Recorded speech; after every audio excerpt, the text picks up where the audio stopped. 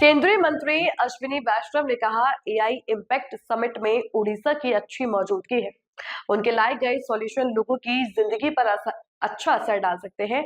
Orissa IT, electronics और semiconductor के hub के तौर पर भी उभर आईटी और सेमीकंडक्टर और इलेक्ट्रॉनिक्स रे बड़ गोटे हब है कि बाहरुची जहाँ जेमिति दुईटा सेमीकंडक्टर यूनिट ऑलरेडी ओडिशा रे अप्रूव हो जाइए और ता परे परे आईआईटी भुवनेश्वर रे मध्य नमो सेमीकंडक्टर लैब आरंभ होउछि जो सेमीकंडक्टर रे विराट बड़ रिसर्च होबो तत्सहित एआई रो उपयोग केमिति चासी मानक पाई किंबा शहर रे जहाँ पानी व्यवस्था पाई सब प्रकार व्यवस्था रे करा जाई पारिबो एजुकेशन रे हेल्थ केयर रे से सब सॉल्यूशन सेठी देखा जाइछि।